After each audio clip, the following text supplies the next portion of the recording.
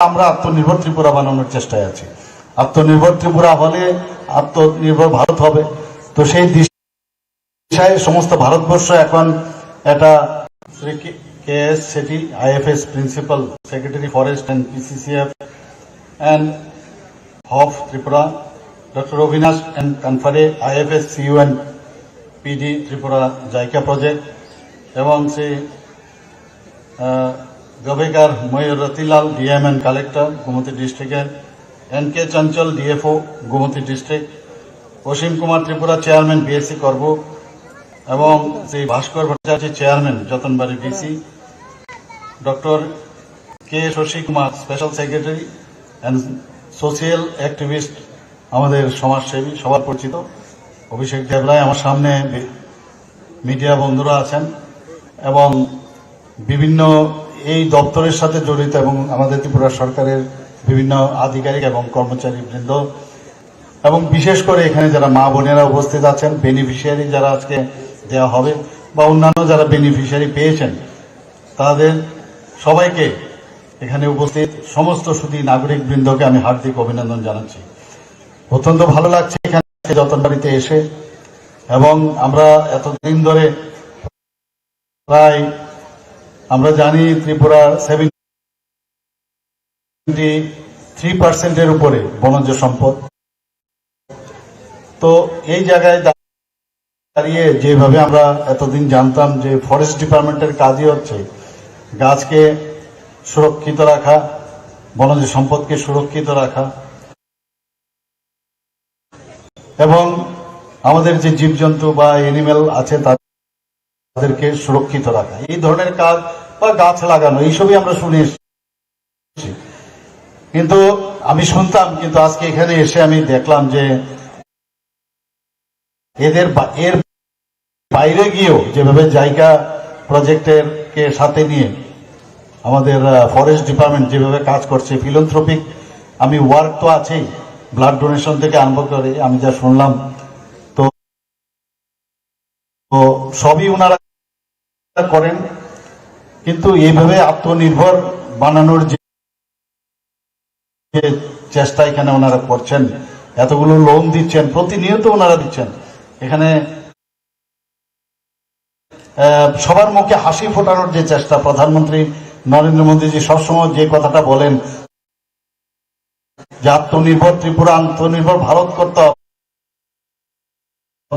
আর আমরা আত্মনির্ভর ত্রিপুরা বানানোর চেষ্টায় আছি।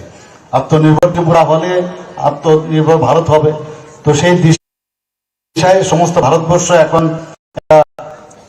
উন্নত মানসিকতা নিয়ে এখন কাজ করছে সবাই। আমাদের সরকার, ত্রিপুরা সরকার এই ধরনের যে উদ্যোগ এই ডিপার্টমেন্ট থেকে, ফরেস্ট ডিপার্টমেন্ট থেকে এবং জায়গা প্রজেক্টের সাথে যুক্ত হয়ে যে কাজগুলো করছে, আমি অবশ্যই সাধুবাদ জানাবো। এবং আমি জানাবো যে মুখে বলা এবং সেটা কাজে পরিণত করা, তার মধ্যে কিন্তু অনেক সময় দেখা যায় যে একটা খামতি থাকে। কিন্তু ওনারা আমাকে প্রায়শই উনি বলতেন, সেক্রেটারি সাহেব আমাকে বলেছেন কয়েকবার, কিন্তু ফিজিক্যাল প্রেজেন্স থাকলে কিন্তু অনেক সময় বোঝা যায়। তো এখানে ই রিক্সা দেবে, বোটও দেবে, গোটারি তো আছে, আরো অন্যান্য যেসব সামগ্রী এখানে যা দেখলাম সেই ব্যবস্থাপনা আছে। এবং অনেককে আমাদের অর্থনৈতিক ভাবেও সশক্তিকরণ এবং তাদেরকে যে আত্মনির্ভর কথা বলছি সেইভাবে ব্যবস্থা এখানে রাখছে। অনেকগুলো এখানে যে সাহায্য দেওয়ার যে এখানে বন্দোবস্ত রাখা হয়েছে, তো সত্যি আনন্দের বিষয়। এবং বিশেষ করে এখানে জনজাতি এবং মিশ্র ভাষী সবাই থাকে, এখানে বাঙালিরাও থাকেন, সবাই মিলে আমরা জাতি এবং জনজাতি আমরা সবাই মিলে এক ত্রিপুরা, শ্রেষ্ঠ ত্রিপুরা বানানোর যে চিন্তা ভাবনা আমরা করছি, আমাদের সরকার থেকে আমরা চেষ্টা করছি, আমরা জাতপাতের ঊর্ধ্বে উঠে আমরা সবকা সাথ সবকা বিকাশ, বিশ্বাস আর তার প্রয়াসের মাধ্যমে যে ঝলক এখানে আমি দেখতে পেলাম, সত্যি আমার ভালো লাগলো। এখানে যারাই উপস্থিত আছেন আমি সবাইকে একটা কথাই বলবো, আমাদের ত্রিপুরা সরকার কে আপনারা সবাই আমার সরকার হিসাবে আপনারা ভাববেন। প্রতি ঘরে সুশাসন আজকে শুরু করেছিলাম, উদ্বোধন 17 সেপ্টেম্বর থেকে শুরু করেছিলাম, 3 মাসের জন্য দিয়েছিলাম, সেটাকে এক্সটেন্ড করে আমরা 25শে ডিসেম্বর অব্দি করেছি। সেই মেলার মধ্যেও আমাদের ফরেস্ট ডিপার্টমেন্ট সেখানেও তারা থাকেন, অংশগ্রহণ করেন, সেখানেও এই ধরনের অ্যাক্টিভিটি ওনাদের থাকে। তো আজকে একটা স্পেশাল অ্যাক্টিভিটি এখানে করেছে, প্রায় 1.5 কোটি টাকার মতো সামগ্রী এখানে বিতরণ করবে এবং অর্থনৈতিকভাবে ওনারা হেল্প করবেন, চেকও দেবেন। তো এদের এই প্রয়াসকে আমি অবশ্যই ধন্যবাদ দেব। আমার যেহেতু একটু তারা আছে, তাই আর বেশি কথা বলছি না। সবাইকে আবার হার্দিক অভিনন্দন ও শুভেচ্ছা জানিয়ে আমি আমার বক্তব্য শেষ করছি। নমস্কার, জয় হিন্দ। অসংখ্য ধন্যবাদ স্যারকে। এখন আয় সামগ্রী প্রদানের পালা। প্রথমে আমি অনুরোধ করব আমাদের মুখ্যমন্ত্রী স্যারকে ই রিক্সা প্রদানের জন্য, ই রিক্সার জন্য যে চেকটা তুলে দেবেন, গ্রহণ করবেন Shrimati Khatirung Reang, secretary self help group, Malsoi self help গ্রুপের সেক্রেটারি শ্রীমতী খতিরুং রিয়াং অঙ্কয় বসাঙ্গ ফাইদি, শ্রীমতী খতিরুং রিয়াং সেক্রেটারি মলসই এসে যিনি ই রিক্সা ni bagai nono cek rejangnai abono yachak phaina ni bagai chini borong gonang মন্ত্রী অপরাধী আপনি যতন ইয়া ফাখরব দি সবাই হাত তালি দিয়ে উৎসাহিত করুন। যতন ইয়া ফাখরব ইলাম শক্তি যিনি শ্রীমতী খতিরুং রিয়াং সেক্রেটারি ব মলসই এসএজি সেলফ হেল্প গ্রুপ নি সেক্রেটারি ইয়া ফাখরব দি পালখাই যতন। এরই সাথে আমি অনুরোধ করব শ্রীমতী গীতারুং রিয়াং তুইফাং এসএসজির সেক্রেটারি, ওনাকেও ই রিক্সার জন্য চেক প্রদান করা হবে। প্রদান করবেন Shri S K Setty IFS PCCF আঙ্কয় গীতারুং রিয়াং তুইফাং এসএসজিনি সেক্রেটারি ববিনি চেক ফাইনা ফাইতো বনো চেক রিরিনাই চিনি বরম গনাং Shri K S Setty IFS PCCF যতন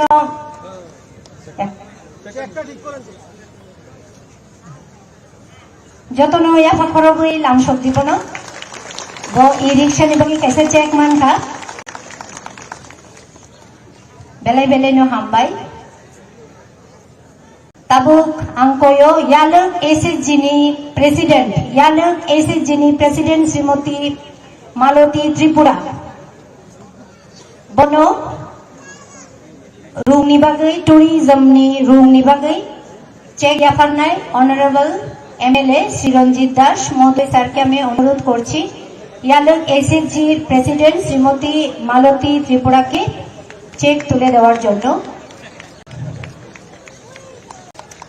room ni bagai check rijakha bo a room bai no bini saksa gajinai belai belai no hambai Shibali SSG Shrimati Phuldevi Chakma president Shibali SSG Shrimati Phuldevi Chakma ওনাকে শুকর পালনের জন্য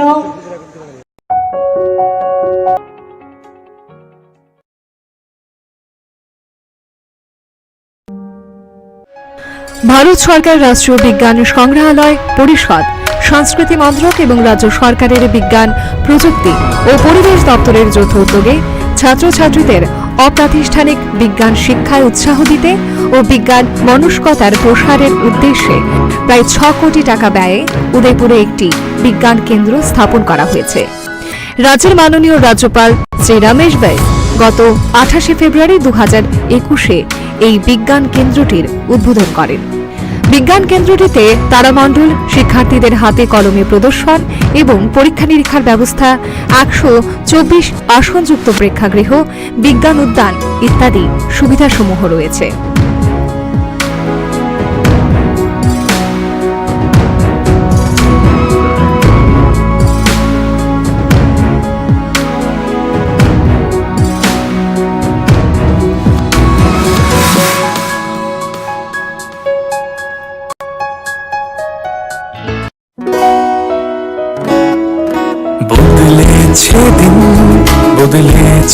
হাওয়া প্রতি ঘরে সুশাসন সরকারের চাওয়া যা রয়েছে বাকি জনগণের অধিকার সব পাচ্ছে কি হবে দেখা মেলা শিবিরে বিকাশ ও ছবি প্রতিটি ঘরে বিকাশ ও ছবি প্রতিটি ঘরে বিকাশ ও ছবি প্রতিটি ঘরে। ত্রিপুরার উন্নয়নে আপনারাও অংশগ্রহণ করুন।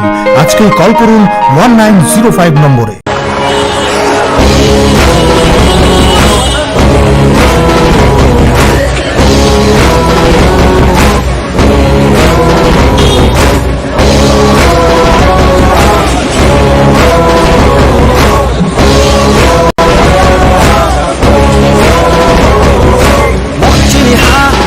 শাসন মর্জিনিহা যিনি শাসন মর্জিনিহা যিনি শাসন রাশে নাগায় রাশে নাগায় রাশে নাগায়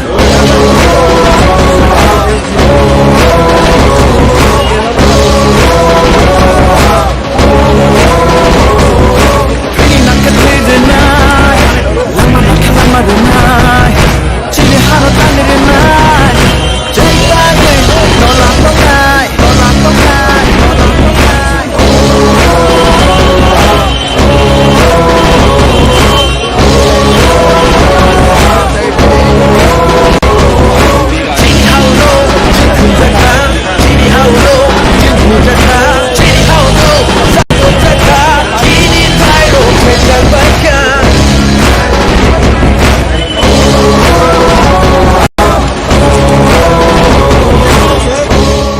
जतन फुं गाहाम दिनै फुं आसिसिरि ओनो जों अ जागायाव फाइ सफायजाक दिल्लीनि डक्टर आम्बेडकर भवनाव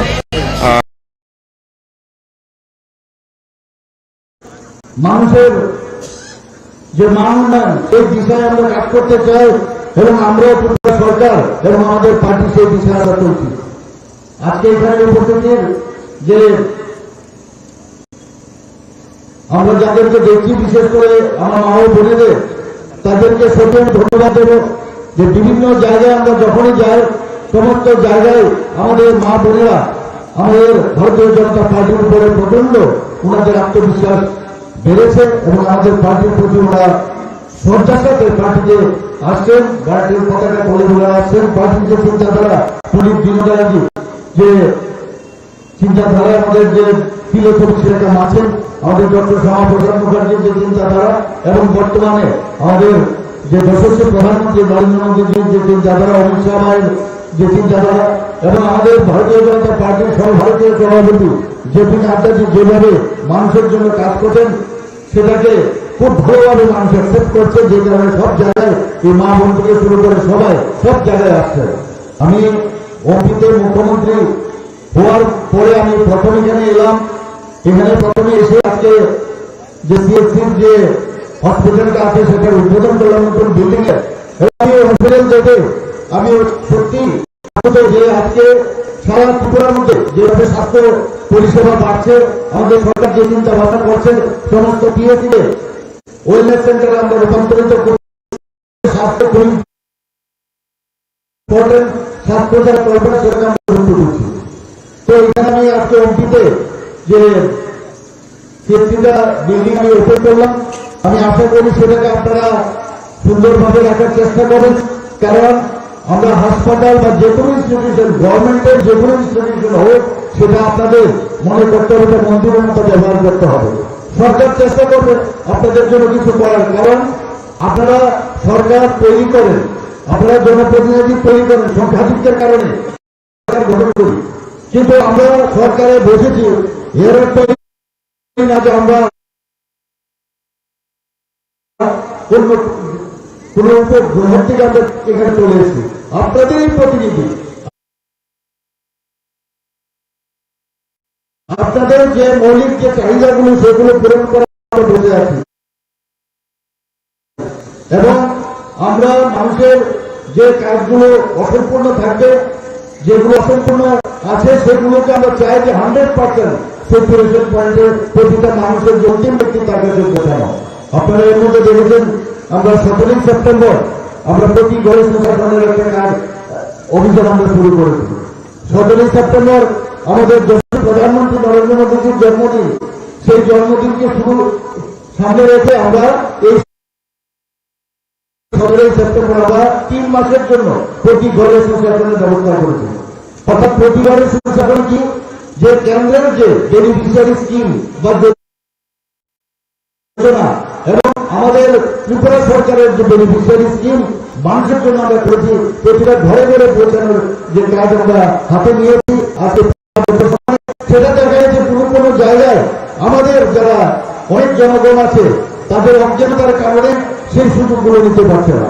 তা আমরা চেয়েছি যে 100% মেলার মাধ্যমে এবং বিভিন্ন জায়গায় আমরা মানুষকে ডিসি লেভেলে এবং গ্রাম পঞ্চায়েত লেভেলে, সাব ডিভিশনাল লেভেলে, আমরা ডিস্ট্রিক্ট লেভেলে এবং স্টেট লেভেলে সব জায়গায় আমরা এই মেলা এবং অ্যাওয়ারনেস প্রোগ্রাম করে এগুলো মানুষের কাছে পৌঁছেছি।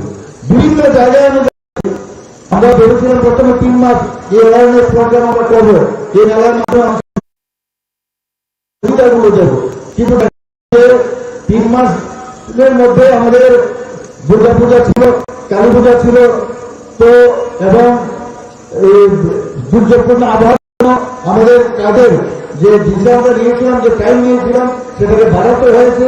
25শে ডিসেম্বর আমরা সেই যে বাড়িয়েছি। এর উদ্দেশ্য 100% মানুষের কাছে এই কাজগুলো যায়, যেখানে যায় যে কোনো মেলাতে। আমি দেখছি মানুষ স্বতঃস্ফূর্তভাবে মানুষ এই মেলাতে অ্যাটেন্ড করছে, কারণ এসটি সার্টিফিকেট লাগবে, সাথে সাথে এসটি সার্টিফিকেট পেয়ে যাচ্ছে। কারণ এসটি সার্টিফিকেট লাগবে, ওখানে এসটি সার্টিফিকেট পাচ্ছে। ওবিসি সার্টিফিকেট লাগবে, ওবিসি সার্টিফিকেট পাচ্ছে।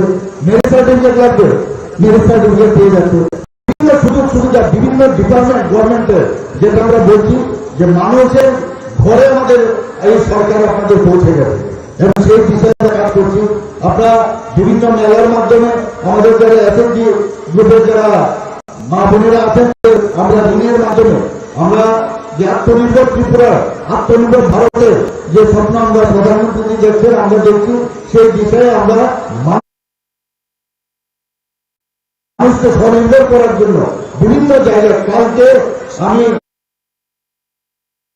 ঊনকোটি ডিস্ট্রিক্টে গেছি, সেখানে 1 কোটি টাকা ইনকাম দেওয়া হয়েছে ওখানে। তো আপনারা বুঝতে পারছেন এই সরকার, আমরা চাই যে এই সরকারকে আমার সরকার হিসেবে আপনারা চিহ্নিত করুন।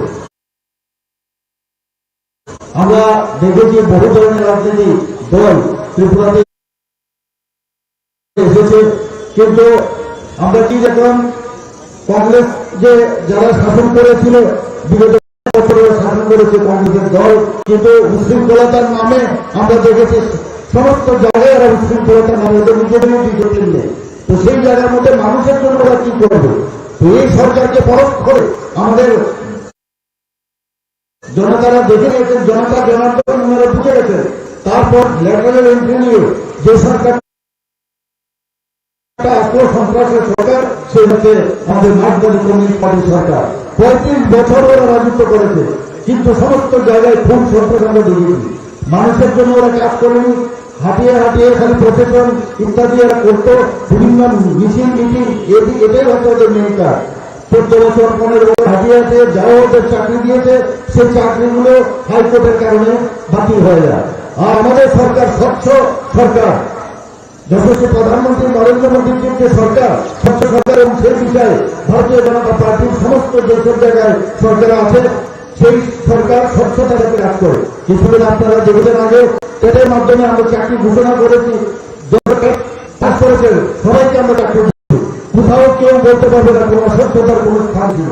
আপনারা দেখেছেন যে জেআরবিতে রেজাল্ট আমরা এর মধ্যে আমরা প্রকাশ করেছি, এর মধ্যে কোথাও কেউ করতে পারবে না 1:6 আর 1:3 এই চিন্তাধারা আমরা এই জিআরবিটি রেজাল্ট বেরিয়েছে, কিন্তু কোথাও কেউ বলবে না স্বচ্ছতা। তো যেখানে স্বচ্ছতা মানুষ চায়, স্বচ্ছতার একটা সরকার আমাদের কাজ করি, ভারতীয় জনতা পার্টির এই সরকার সেইভাবে কাজ করছে। যেখানে স্বচ্ছতা আছে, যেখানে ডাবল ইঞ্জিনের সরকার আছে, তাহলে আমাদের এত চিন্তা কি? আমাদের ইলেকশন আসবে, আমি জানি ইলেকশন আসবে যাবে, কিন্তু মানুষের জন্য কাজ করা যাচ্ছে সবচেয়ে বড় বিষয়, এবং আমরা সেই বিষয়ে আমরা কাজ করছি। আজকে এখানে এমপি এসে আমার এত ভালো লাগলো যে আমি এখনই ভাবতে পারিনি যে এত সংখ্যায় লোক এখানে মা বোনেরা এখানে আসবে, এবং এর জন্য আবার আপনাদেরকে আমি সত্যি ধন্যবাদ দিচ্ছি যে আপনারা এখানে আমাদের জন্য অপেক্ষা করছেন এবং আমাদের কথাগুলো শুনছেন। আপনারা প্রধানমন্ত্রী নরেন্দ্র মোদীজি আমাদের কথা বলেছেন। আজকে হাইওয়ের কথা যদি বলি, আজকে সরকার হাইওয়ে, আমাদের ন্যাশনাল হাইওয়ে কাজ চলছিল আগেই, তার অনুদান দেওয়া হয়েছিল, অনুমোদন দেওয়া হয়েছিল। আমি কিছুদিন আগে গুয়াহাটি গিয়েছিলাম, সেখানে প্রধানমন্ত্রীজির যে মার্গদর্শনে নীতিন গডকরি যে আমাদের ইউনিয়ন মিনিস্টার মন্ত্রী, উনি সাথে সাথে আরো 7টা ন্যাশনাল হাইওয়ে উনি অনুমোদন দিয়েছেন। শুধু তাই নয়, আরো 4টা আমাদের রুটে উনি অনুমোদন দিয়েছেন। তার মূল্য হচ্ছে 10,222 করোড়। ভাবা যায় কোনদিন প্রধানমন্ত্রীজি যে বলেছেন এক ইস্ট পলিসি, সেই পলিসির মাধ্যমে 10,222 কোটি টাকা আমাদের ত্রিপুরার জন্য অনুমোদন দিয়েছেন। আমি যখন স্টেজে বসেছিলাম, সেই স্টেজের মধ্যে আমি আমাদের ইউনিয়ন মিনিস্টারকে আমি অনুরোধ করি যে ভাই সাহেব, আমাদের যে মেইন যে ম্যারেজ জিরো, সেটা হচ্ছে আমাদের লাইফ লাইন, আমাদের এই নর্থ থেকে আমাদের যে আগরতলা পর্যন্ত আসে, সেই পুরাইবাড়ির থেকে সেই লাইনটাকে আমাদের যে ইয়েটা আছে জিরো যে রাস্তাটা আছে, সেটাকে লাইন করার জন্য ওনাকে আমি অনুরোধ করি। উনি ওখানে বসে উনি সাথে সাথে 4টা লেনে উনি অনুমোদন দিয়ে দিলেন। ভাবা যায় প্রধানমন্ত্রী যেভাবে বলেন যে আমি কাজে আমরা বিশ্বাস করি, কথায় আমরা বিশ্বাস করি না, সেটা কিন্তু আজকে আমরা পরিলক্ষিত করছি। ইন্টারনেটের কথাই বলুন, আমরা দেখছি সারা ভারতের মধ্যে ইন্টারনেট ত্রিপুরার সর্বশক্তিমান ইন্টারনেট, যে কারণে আমাদের যুবক যুবতীর থেকে আরম্ভ করে সমস্ত ত্রিপুরাবাসী ইন্টারনেটকে ব্যবহার করে সারা পৃথিবীকে, সারা ভারতবর্ষকে হাতের মুঠোয় নিয়ে আসছে। আমাদের সরকারও সেই ইন্টারনেটকে ব্যবহার করে মানুষের কল্যাণে, বিশেষ করে যুবকদের কল্যাণে বিভিন্ন যেসব ব্যবস্থা আমরা করছি, আমাদের আত্মনির্ভর করার জন্য সেই চেষ্টা আমরা প্রচেষ্টা চালাচ্ছি। যেখানে আপনারা রেলের কথা বলুন, 12টা এক্সপ্রেস ট্রেন আমাদের ত্রিপুরা থেকে বাইরে যায়, কোনদিন আমরা ভাবতে পারিনি।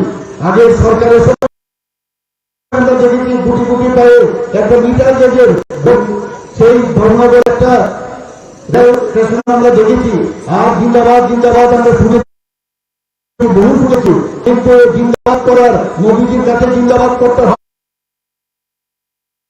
না, দাবির জন্য বলতে হয় না। উনি গরিব, একজন চাইওয়ালা বাড়ির থেকে উনি উঠে গেছেন। উনি জানেন মানুষের মৌলিক অধিকারগুলো কি, মানুষের কি করতে হবে। তাই এখানে ব্রডগেজ শুধু এখানে না, এখান থেকে একদম পর্যন্ত চলে গেছে। তার সুযোগ আমরা পাচ্ছি, আমরা কোনোদিন ভাবতে পারিনি। আমরা যখন পড়াশোনা করতে বাইরে যেতাম, আমরা যখন হাওড়াতে বসে থাকতাম, শিয়ালদাতে বসে থাকতাম, দিল্লিতে বসে থাকতাম, ভাবতাম যে এখানেই বুঝি ওদের জন্য বড় বড় রেল স্টেশন আর এইসব ইত্যাদি। আর এখন আমরা ত্রিপুরার থেকে 12টা এক্সপ্রেস ট্রেন যাচ্ছে। আমাদের বিভিন্ন যেসব ট্রেন এবং ইন্টারসিটি ট্রেনের জন্য আমি বলেছি আমাদের রেলওয়ে ইউনিয়ন মিনিস্টারকে, উনি বলেছেন এই জিনিসটা উনি দেখবেন। শুধু তাই নয়, আজকে আগরতলা রেলওয়ে স্টেশনকে সর্বসুন্দর একটা রেল স্টেশনে পরিবর্তন করে উনি আমাদের রেলওয়ে মিনিস্টার সেভাবে করতে প্রধানমন্ত্রী নরেন্দ্র মোদীজির মার্গদর্শনে। তো চারদিকে উন্নয়ন, সব জায়গায় এত যে আমাকে যখন বলা হয় যে আপনার সময় দিতে হবে, ওইখানে উদযাপন করতে হবে, আমি সময় দিতে পারি না। এত কাজ আমরা ত্রিপুরা মানুষের জন্য এই সরকার করেছে, আপনাদের সরকার, আমার সরকার। এই কারণে আমরা একটা পোর্টাল আমরা বের করেছি, যাতে আপনাদের মধ্যে আমাদের দূরত্ব না হয়। আমার সরকার করে যখনই কোনো জায়গার মধ্যে আপনাদের সমস্যা হবে, কোথাও ড্রেনের সমস্যা, কোথাও রাস্তা খারাপ, কোথাও কোনো জায়গার মধ্যে আপনাদের বৃদ্ধি নেই, সাথে সাথে সেটাকে ফটো করে আপলোড করে দিলে 4টা স্তর আমরা বাদ করেছি, সাথে সাথে তার সেই কাজটা যে হয় সেই ব্যবস্থা আমরা করি। আমাদের সেটা ব্লক স্তরে না হলে আমাদের সাব ডিভিশনাল লেভেলে হবে, 10 দিনের মধ্যে সাব ডিভিশনাল না হলে ডিস্ট্রিক্ট লেভেলে হবে, ডিস্ট্রিক্ট লেভেলে না হলে সেক্রেটারি লেভেলে এবং চিফ মিনিস্টারের লেভেলে হবে। সেই বিষয়ে আমরা মানুষের জন্য কাজ করছি। মানুষকে আমরা চেষ্টা করছি যেন মানুষ এইবারে এই সরকার আপনাদের আমরা কোনো অবস্থায় অসত্যতা মিথ্যা কথা আমরা বলতে চাই না। তৃণমূল কংগ্রেসকে আপনারা দেখেছেন আরেকটা পার্টি, সে মাঝে মাঝে এখানে পরিযায়ী হয়ে আসে, 6% ভোটের জন্য ওরা এখানে আসেন, জিন্দাবাদ জিন্দাবাদ করেন। আর ওয়েস্ট বেঙ্গলে আমরা দেখেছি ওদের কি অবস্থা। মানুষ চেয়েছিল একটা ভালো সরকার, মানুষ চেয়েছিল একটা পরিবর্তন। 25 বছরের রাজত্বে এই কমিউনিস্টদের অত্যাচার একটা সরকার আনলো, সেখানেও আমরা দেখেছি এখন কি অবস্থা। একটা মিনি পাকিস্তান সমস্ত প্রচুর মানুষ আছে এখানে চিঠি দেয়। এখানে আমরা দেখছি এখন তৃণমূল কংগ্রেস এবং আমাদের এই সিপিএম এর একসাথে জোট বাঁধার একটা চিন্তা ভাবনা করছে এবং আমরা সেইভাবে আমাদের ভারতীয় জনতা পার্টি আমরা প্রস্তুত তাদেরকে মোকাবেলা করার জন্য। আজকে এখানে যারা আমাকে সম্বর্ধনা দিল, আমাদের ভালো লাগে এবং তিন মধ্যে এসে যে যুব মোর্চার ভাইয়েরা আমাকে আজকে সম্বর্ধনা দিল। যুব মোর্চার ভাইদের কাছে আমি একটা অনুরোধ করবো যে যুব শক্তিকে কাজে লাগিয়ে মানুষকে বুঝাতে হবে, দেশকে কিন্তু শক্তিশালী করতে হয় সার্জিক্যাল স্ট্রাইকের মাধ্যমে, এয়ার স্ট্রাইকের মাধ্যমে। মোদীজি বুঝিয়ে দিয়েছে এই দেশ শক্তিশালী দেশ, আমাদের চোখে চোখ রেখে আমরা কথা বলতে জানি, সেই বিষয়ে আমরা কাজ করি। মোদীজি দেশকে শক্তিশালী করছে, আমরা শক্তিশালী হচ্ছি, আমরা রাজনৈতিক ভাবে সামাজিক ভাবে আমরা যদি শক্তিশালী হতে পারে তবে এই ধরনের যারা রাজত্ব করেছে গুন্ডামি করে সন্ত্রাসের মাধ্যমে যারা রাজত্ব করে মানুষ ওদের কোনদিনই ক্ষমা করবে না। সন্ত্রাস দিয়ে গায়ের দিয়ে কোনদিন কোন সরকার তৈরি হতে পারে না। সামনে আমি আবার ওনাদেরকে হুঁশিয়ার করছি, কেউ যদি মনে করে যে গায়ের মানুষের যে ভাষা তারা কেড়ে নেবে আর মানুষের যে চিন্তা ভাবনা তাকে দাঁড়িয়ে রাখবে, তারা মূর্খের স্বর্গে বাস করবে। আমরা আগামী দিন আবার বলছি, ভারতীয় জনতা পার্টি আজকে এইবারের যে সরকার এত ভালো কাজ করেছে আবার এখানে পুনঃপ্রতিষ্ঠিত হবে। শুধু আপনারা আশীর্বাদ রাখবেন আর এই সরকারের প্রতি আপনারা শুধু সরকারকে একটু আশ্বস্ত করবেন যে আপনারা আবার আসবেন এবং এই সরকারের সাথে কাজ মিলিয়ে আপনারা কাজ করবেন। দেখবেন শ্রেষ্ঠ ত্রিপুরা যেটা বলছি সেই শ্রেষ্ঠ ত্রিপুরা শ্রেষ্ঠ ভারত আমরা করবো। আপনারা দেখেছেন বিভিন্ন আমাদের যুব ভাইদের আবার বলবো যে বিভিন্ন জায়গায় আমাদের ছেলে মেয়েরা অনেক জায়গার মধ্যে এই আমরা নেশামুক্ত ত্রিপুরার যে স্লোগান দিয়েছি, এই নেশা যেন নেশার মধ্যে মানে আক্রমণ না করতে পারে সেদিকে আপনারা নজর রাখবেন। এখন বিরোধীদের কাছে কোনো ইস্যু নেই, কোন রকম ইস্যু নেই, খালি বলছে আইন শৃঙ্খলা নেই। আমি ওনাদেরকে টাকা দিয়ে বারবার বলছি আমাদের যে 28টা স্টেট আছে তার মধ্যে ত্রিপুরার যে আইন শৃঙ্খলার যে ডাটা সে বলছে যে নিচের দিক দিয়ে 5ম স্থানে আছে।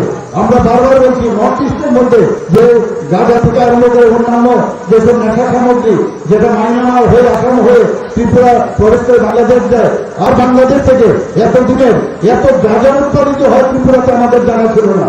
2018-তে যখন গাঁজা উৎপাদনের হাজার হাজার কেজি গাঁজা আমরা দেখলাম, আমরা ঠিক করে দিই নর্থ ইস্টের মধ্যে সেকেন্ড হাইয়েস্ট আমরা গাঁজা এবং এই ধরনের যে নেশা সামগ্রী আমরা ঠিক করেছি এবং ডিটেকশন করে দিই।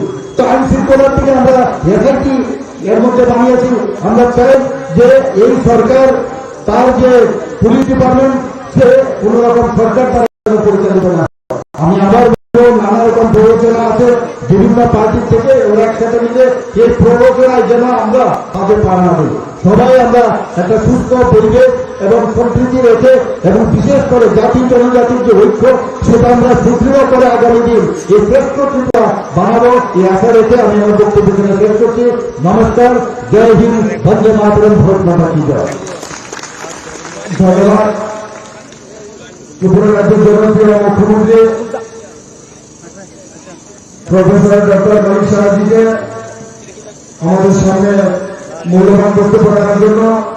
এখন আমাদের একটা ছোট্ট জমি আছে আমাদের 41 সমিতির মন্ডল কমিটির পক্ষ থেকে 19 বুথ থেকে যারা আমরা বলছি আপনারা একে একে আমাদের যে স্টেজ আছে স্টেজের সামনে প্রবেশ করবেন।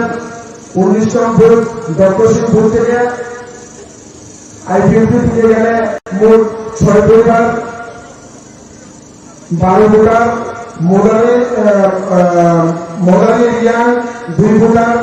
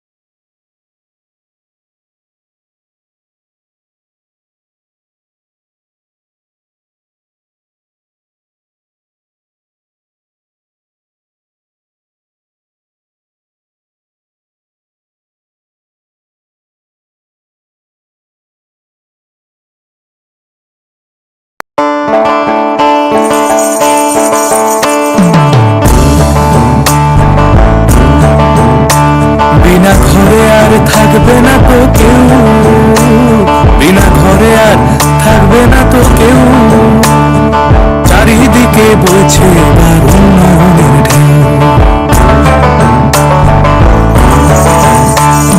পিএম আবাস যোজনায় পেয়েছে পাকা বাড়ি, পিএম আবাস যোজনায় পেয়েছে পাকা বাড়ি, 3 লক্ষ মানুষের হয়েছে স্বপ্ন পূরণ। আপনাদের সহায়তায় আসছে প্রশাসন, হবে এবার প্রতি ঘরে সুশাসন, হবে এবার প্রতি ঘরে সুশাসন। ত্রিপুরার উন্নয়নে আপনারাও অংশগ্রহণ করুন। আজকেই কল করুন 1905 নম্বরে। शीतकालीन सत्र का आज प्रथम दिवस है।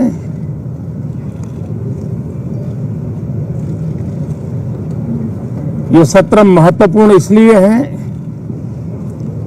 क्योंकि 15 अगस्त के पहले हम मिले थे। 15 अगस्त को आजादी के 75 वर्ष पूर्ण हुए और अब हम अमृत काल की यात्रा में आगे बढ़ रहे हैं। एक ऐसे समय हम लोग आज मिल रहे हैं जब देश को, हमारे हिंदुस्तान को G20 की मेजबानी का अवसर मिला है।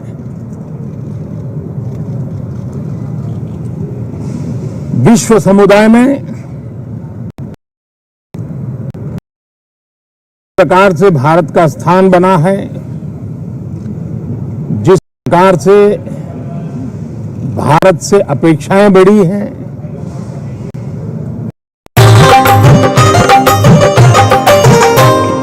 गली गली मोहल्ला শোনা যায় একটা, গলি গলি মহল্লায় সুর শোনা যায় একটাই, মানুষের অধিকার ঘরে ঘরে আবার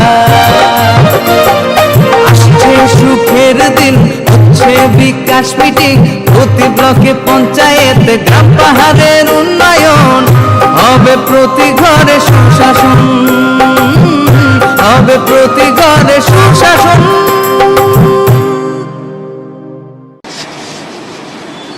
इस उच्च सदन में इस गरिमामय आसन को आप सुशोभित कर रहे हैं और मैं कहूंगा कि किठाना के लाल उनकी जो उपलब्धियां लोग देश देख रहा है तो देश की खुशी का ठिकाना नहीं है।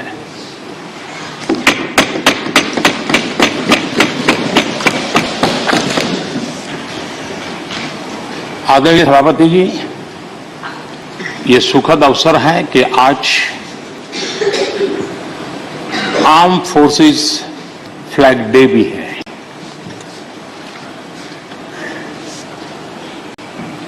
आदरणीय सभापति जी, आप तो झुंझुनू से आते हैं। झुंझुनू वीरों की भूमि है। शायद ही कोई परिवार ऐसा होगा कि जिसने देश की सेवा में अग्रिम भूमिका न निभाई हो। और ये भी सुनने में सुहागा है कि आप स्वयं भी सैनिक स्कूल के विद्यार्थी रहे हैं। तो किसान के पुत्र और सैनिक स्कूल के विद्यार्थी के रूप में मैं देखता हूं कि आप में किसान और जवान दोनों समाहित हैं।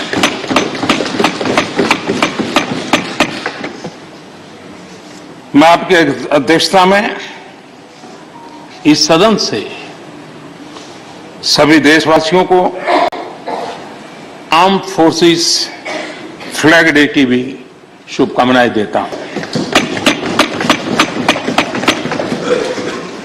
मैं इस सदन के सभी आदरणीय सदस्यों की तरफ से देश के आर्म फोर्सेस को सैल्यूट करता हूं।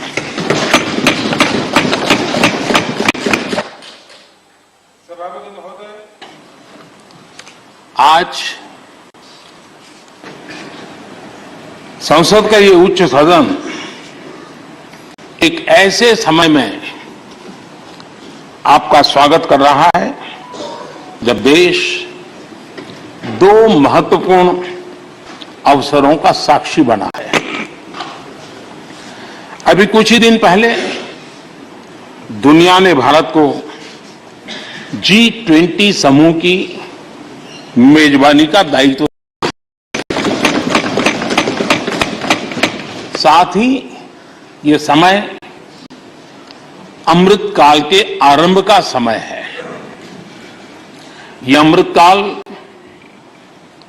एक नए विकसित भारत के निर्माण का कालखंड तो होगा ही, साथ ही भारत इस दौरान विश्व के भविष्य की दिशा तय करने में भी बहुत अहम भूमिका निभाएगा।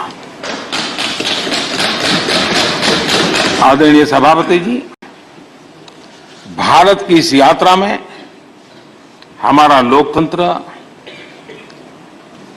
हमारी संसद, हमारी संसदीय व्यवस्था, उसकी भी एक बहुत महत्वपूर्ण भूमिका रहेगी। मुझे खुशी है कि इस महत्वपूर्ण कालखंड में उच्च सदन को आपके जैसा सक्षम और प्रभावी नेतृत्व मिला है।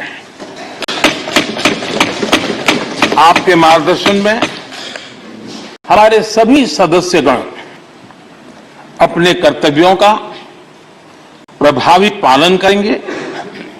ये सदन देश के संकल्पों को पूरा करने का प्रभावी मंच बनेगा। आदरणीय सभापति महोदय, आज आप संसद के उच्च सदन के मुखिया के रूप में अपनी नई जिम्मेदारी का औपचारिक आरंभ कर रहे हैं। इस उच्च सदन के कंधों पर भी जो जिम्मेदारी है, उसका भी सबसे पहला सरोकार देश के सबसे निचले पायदान पर खड़े सामान्य मानवीय के हितों से ही जुड़ा है। इस कालखंड में देश अपने इस दायित्व को समझ रहा है और उसका पूरा जिम्मेदारी से पालन कर रहा है।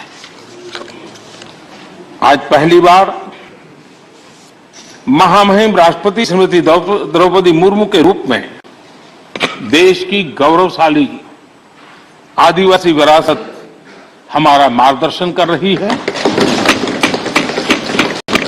इसके पहले भी श्री रामनाथ कोविंद जी ऐसे ही वंचित समाज से निकलकर देश के सर्वोच्च पद पर पहुंचे थे और अब एक किसान के बेटे के रूप में आप भी करोड़ों देशवासियों की, गांव, गरीब और किसान की ऊर्जा का प्रतिनिधित्व कर रहे हैं।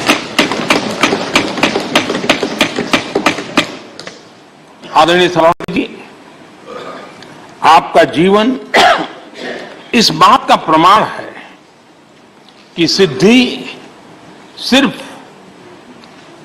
साधनों से ही नहीं, साधना से मिलती है। आपने वो समय भी देखा है जब आप कई किलोमीटर पैदल चलकर स्कूल जाते थे। गांव, गरीब, किसान के लिए आपने जो किया वो सामाजिक जीवन में रहे हर व्यक्ति के लिए एक उदाहरण है। आदरणीय सभापति जी, आपके पास सीनियर एडवोकेट के रूप में 3 दशक से ज्यादा का अनुभव है। मैं विश्वास से कह सकता हूं कि इस सदन में आप कोर्ट की कमी महसूस नहीं करेंगे, क्योंकि राज्यसभा में बहुत बड़ी मात्रा में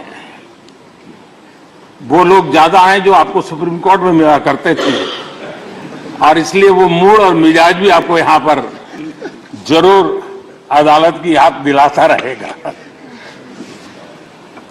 आपने विधायक से लेकर सांसद, केंद्रीय मंत्री, गवर्नर तक की भूमिका में भी काम किया है। इन सभी भूमिकाओं में जो एक बात कॉमन रही वो है देश के विकास और लोकतांत्रिक मूल्यों के लिए आपकी निष्ठा। निश्चित तौर पर आपके अनुभव देश और लोकतंत्र के लिए बहुत ही महत्वपूर्ण है। आदरणीय सभापति जी, आप राजनीति में रहकर भी दलगत सीमाओं से ऊपर उठकर सबको साथ जोड़कर काम करते रहे हैं। उपराष्ट्रपति के चुनाव में भी आपके लिए सबका वो अपनापन हमने स्पष्ट रूप से देखा। मतदान के 75% वोट प्राप्त करके जीत हासिल करना अपने आप में अहम रहा है। आदरणीय सभापति जी, हमारे यहां कहा है नयति इति नायको, और भी रिफाइंड तरीके से आगे बढ़ाने की जिम्मेदारी है। इसलिए जब आपके जैसा जमीन से जुड़ा नेतृत्व सदन को मिलता है तो मैं मानता हूं कि ये सदन के हर सदस्य के लिए सौभाग्य है।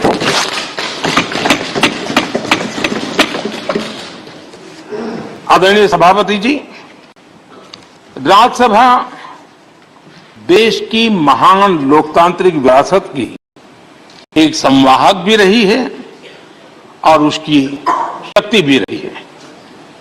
हमारे कई प्रधानमंत्री ऐसे हुए जिन्होंने कभी न कभी राज्यसभा सदस्य के रूप में कार्य किया। अनेक उत्कृष्ट नेताओं की संसदीय यात्रा राज्यसभा से शुरू हुई थी। इसलिए इस सदन की गरिमा को बनाए रखने